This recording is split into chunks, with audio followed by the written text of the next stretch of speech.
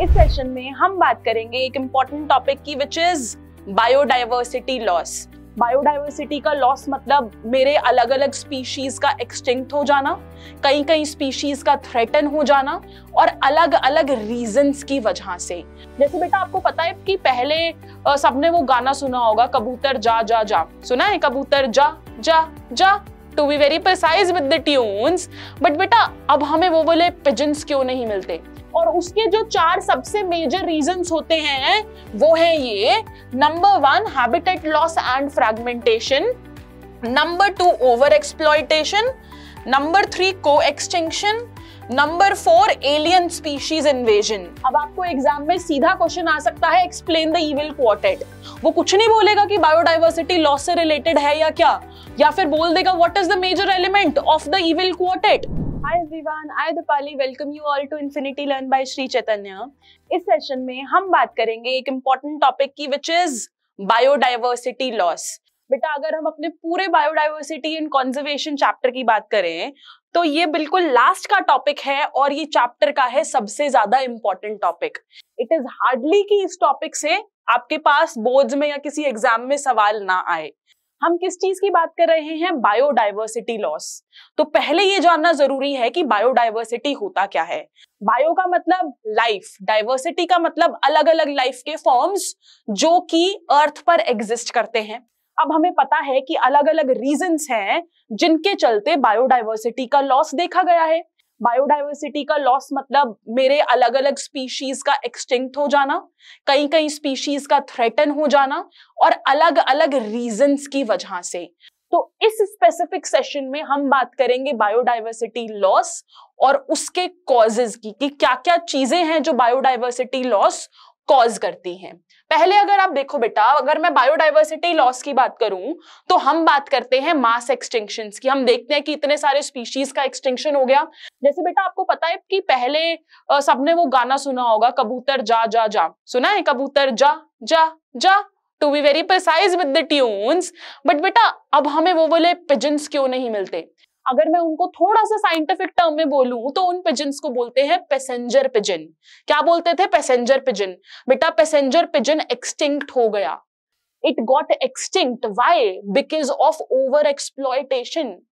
तो हम loss of biodiversity में ऐसे ही कुछ रीजंस की बात कर रहे हैं जिसकी वजह से हमारी अर्थ की कुछ प्रेशियस स्पीशीज हो गई एक्सटिंक्ट। तो जब मैं लॉस ऑफ बायोडाइवर्सिटी की बात करूंगी तो मैं बात करूंगी बेटा मास एक्सटिंक्शंस की।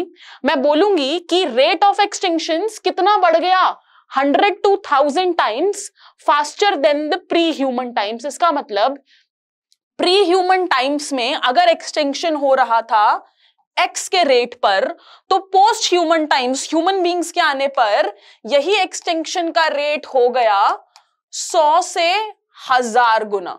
कितना हो गया? 100 से 1000 गुना इतना एक्सटिंक्शन का रेट बढ़ गया ह्यूमन बींग्स के आने के बाद। अब हम देखेंगे कि जो लॉस ऑफ बायोडाइवर्सिटी है उससे क्या हो सकता है। अब अगर बायोडाइवर्सिटी का लॉस हो रहा है तो decline in the plant production हो सकता है, प्लांट की प्रोडक्टिविटी कम हो जाए बेटा। Lowered resistance to environmental perturbations. इसका मतलब बेटा एनवायरमेंट में कुछ कुछ natural calamities like flood, soil erosion, drought, ये सब कुछ आते रहते हैं। अगर बायोडाइवर्सिटी अच्छी है, आसपास वेजिटेशन अच्छी है, तो इन सारी एनवायरमेंटल पर्टर्बेशंस का इफेक्ट कम हो जाता है। ये ऐसी सारी एनवायरमेंटल कैलेमिटीज को नलिफाई कर देते हैं। लेकिन अगर मेरा बायोडाइवर्सिटी लॉस है तो ये चीजें अर्थ को, सारे सराउंडिंग को, सारे एनवायरमेंट को ज्यादा हिट करेंगी। तो इसीलिए हमारे एनवायरमेंट की रेजिस्टेंस ऐसे कैलेमिटीज के अगेंस्ट जो रेजिस्टेंस थी वो हो जाती है कम। Increased variability in certain ecosystem processes. बेटा अब इकोसिस्टम का क्या मानना है कि perfect state is the equilibrium stage, है ना। इक्विलिब्रियम की स्टेट बेस्ट स्टेज है।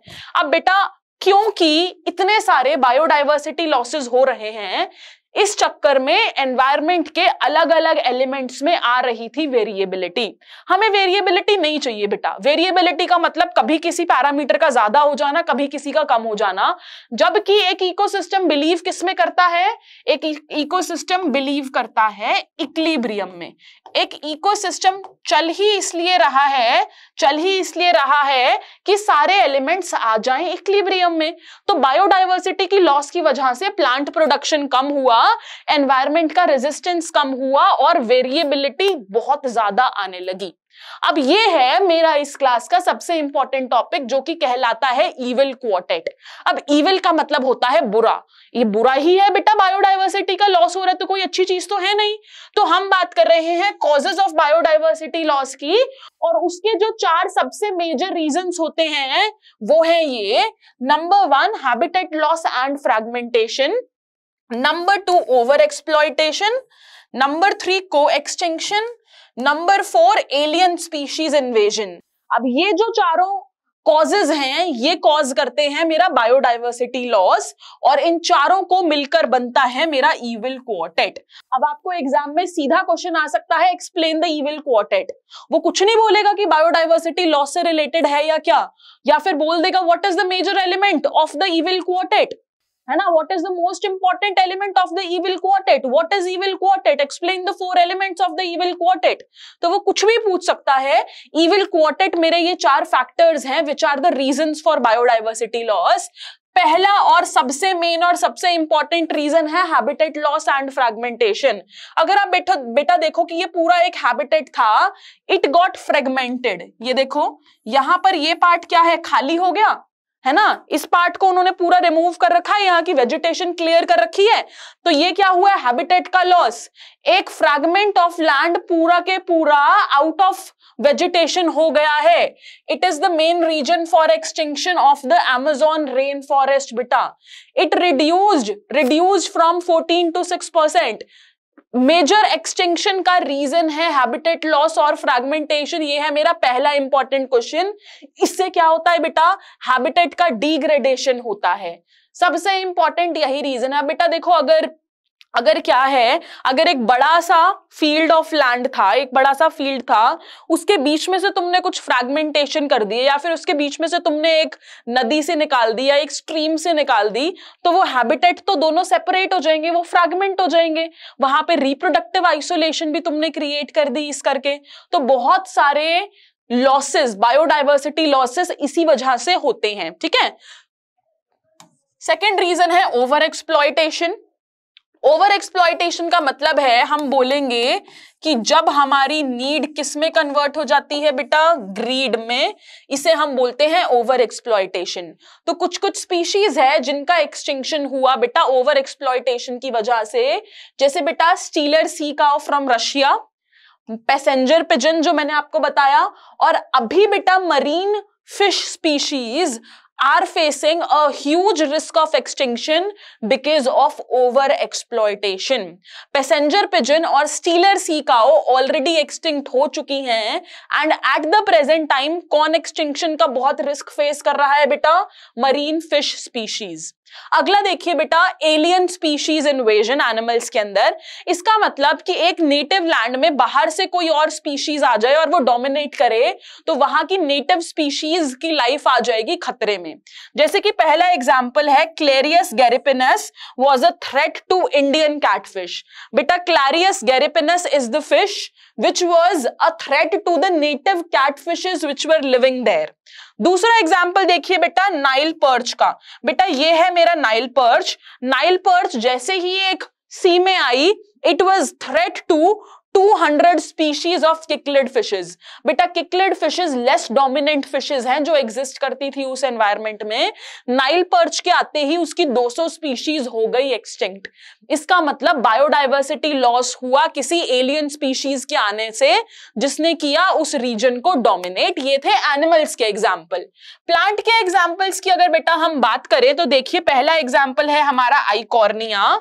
दूसरा है ये सुंदर सुंदर फ्लावर्स लैंटाना, और तीसरा है पार्थेनियम जिसको कांग्रेस ग्रास और कैरेट ग्रास भी बोलते हैं।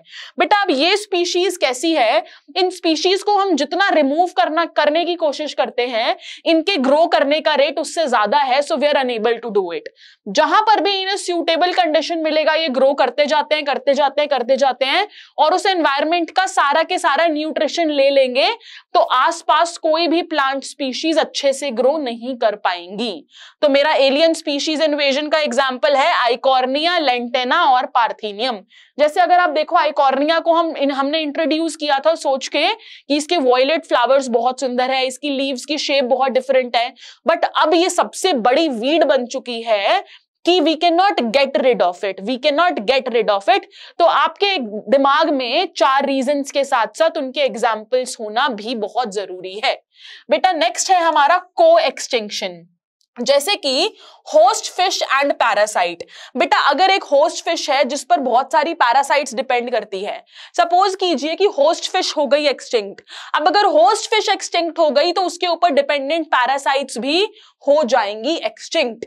दूसरा क्या है बेटा, plant pollinator mutualism. Plant pollinator mutualism का मतलब है हमें पता है कि प्लांट्स को पॉलिनेट करने के लिए बहुत सारे पॉलिनेटर्स होते हैं, जैसे कि कुछ इंसेक्ट्स, कुछ बीज।